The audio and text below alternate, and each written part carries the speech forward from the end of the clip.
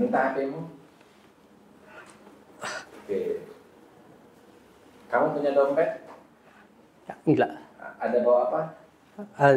Tas? Iya. Oke, sini tasmu. Nah, semua tasmu. Oke. Dia kasih tasnya semua. Oke. Mencegah kejahatan. Iya, Dok. Memakai hipnotis. Pernah coba cerita kejahatan hipnotis itu lah yang orang-orang dicuri uangnya pada saat dihipnotis di terminal. Kamu pernah dengar itu? Ibu saya pernah mengalami, Dok. Kan ibu saya warung kan, Dok, di Toli-Toli, dia ada BRI link-nya. Jadi untung kemarin itu ada ayah saya, Dok, bapak saya yang muncul tiba-tiba. Pertamanya dia itu ditanya tentang uangnya diambil, dia niatnya mau tukar uang, Dok, orang itu, Dok, 2 orang pakai masker. Gitu ya? Iya. Jadi hampir Dok. ibumu Iya. dicuri uang. Hampir, gitu ya? Dok. Untung bapak saya itu pas waktunya keluar dari rumah. Hampir, Dok. Dia cuma liatin uangnya ini disuruh ngambil yang 50, 100. Hampir, Dok. Sudah hampir. Jadi bagaimana untuk mencegah supaya kejahatan itu tidak terjadi? Bagaimana caranya? Kalau kemarin saya kasih tahu ibu saya itu harus fokus sih. Iya, harus betul-betul konsentrasi, jangan mudah dengan orang, apalagi orang baru kan, Dok. Yang baru ditemui. Sebenarnya intinya gini. Kita itu harus menaruh curiga kepada setiap orang baru. Betul, Dok. Jadi kalau ada orang baru gitu yang mau jual, dia bertanya-tanya yang lebih jauh, harusnya udah curiga. Iya. Masa nanya alamatnya di mana, waktu SD sekolah di mana, begitu. Itu kan udah ini ya, sudah mindsetnya udah mencurigakan. Iya, mencurigakan. Harusnya. Makanya gini, kunci supaya kita terhindar dari kejahatan hipnotis itu bukan fokus, tapi kita menaruh curiga kepada setiap orang baru yang kita kenal. Sama kalau di terminal kita duduk, lalu disapa sama orang gitu ya. Lalu karena kita baik, kita tahu dia aja apa nih, Mas tinggal di mana? Oh, saya tinggal di sini. Oh, kamu temannya si Amir ya? Iya, saya temannya Amir gitu. Ikuti deh cerita, nanti kamu bisa terbawa. Oke. Nah, seperti ini ya, kamu kalau dokter bicara kamu ikuti gitu ya. Nanti tiba-tiba aja kakimu lemas. Coba kamu bisa berdiri. Kakimu masih lemas. Coba berdiri. Nah. Oke. Coba berdiri. Nah, lemas toh? Nah, benar? Nah, itu aja kan bisa langsung. Benar toh? Bisa berdiri. Kamu bercerita saja, kamu sudah langsung, benar toh? Lemas toh? Padahal ini sadar toh? Sadar, Dok. Sadar. Oke. Nah, kamu pernah lihat orang gagap nggak? Pernah, Dok. Pernah ya? Iya. Orang gagap, jadi ketika diajak bicara gagap. Iya. Pernah? Pernah, Dok. Pernah lihat atau cuma dengar? Pernah lihat, Dok, di kampung saya banyak. Ada orang gagap. Iya. Pernah lihat? Iya. Siapa namanya orang gagap itu? Agus.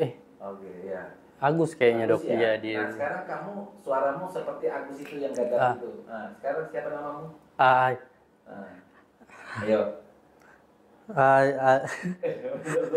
Lil, Dok.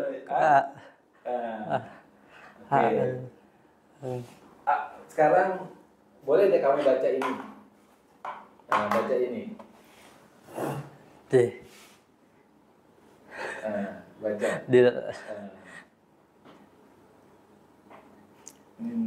Benar deh.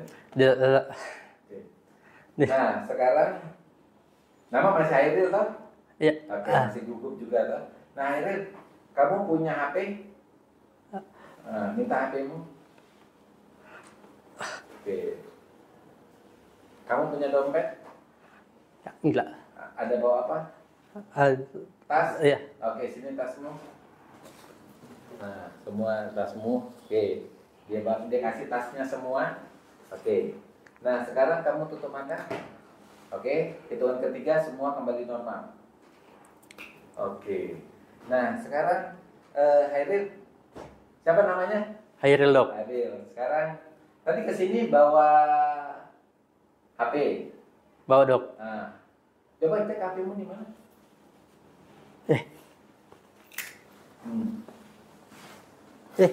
Tasku mana dok? Nah, tadi kamu ada nyerahkan HP atau tas nggak?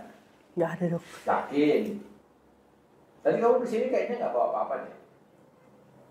Nah, sadar. Tadi itu kamu ada nyerahkan HP atau tas kepada siapa? Ayo. Sama dokter nggak ada? Nah, kamu ingat Bu, kamu serahkan ke dokter atau tidak? Diingat-ingat coba deh. Enggak ya? Enggak ingat ya? Nggak ingat dok. Lupa di apotek lain mungkin. Aduh, kayaknya di depan kayaknya dok. Kayak di depan mana? Di depan mana? Di apotek Cemerlang. Oh, di apotek Cemerlang ya? Iya. Oke, nggak ingat? Duh, Nggak ingat ya? HP-ku dok. Ini HP-mu. Ini tasmu. Nah, jadi ini temanya dokter mencoba untuk bagaimana mencegah kejahatan. Jadi kalau kamu bawa dompet, bawa apa, dokter bisa ambil semua itu. Nah, coba gini ya. Untuk ini judul videonya dokter ini, bagaimana kita mencegah kejahatan karena hipnotis. Nah, caranya adalah gini. Kalau kamu ketemu orang baru, kamu harus punya feeling curiga. Jadi ini orang mau ngapain ya? Apalagi kalau dia ngomong-ngomong curiga, kamu harus feeling. Kalau tidak, ya kita itu. Saya minta kamu punya HP, kamu nggak sadar. Saya minta tasmu, kamu nggak sadar, gitu ya. Nah ini kan bisa terjadi. Kalau kamu ini dokter, kalau kamu ada di terminal, dokter, itu tuh dokter bisa ambil semua kamu tanpa kamu sadari. Ya, segampang itu dok. Padahal dokter tidak menghipnotis kamu dok. Tidak dok, mesti perasaan sadar dok. Benar. Bagaimana rasanya? Oke lah, kamu anggap aja korban hipnotis. Bagaimana rasanya? Ketika dokter minta kamu dompet, bagaimana kamu tidak sadar? Nggak ingat dok. Nggak ingat sama sekali. Iya, nggak ingat. Padahal kamu cuma berbicara dengan dokter. Iya dok. Ya. Bagaimana kamu bisa berpikir ketinggalan di apotek Cemerlang itu bagaimana? Ingatan yang tadi kayak dok, saya dari sana. Seolah-olah di sana ya. Iya.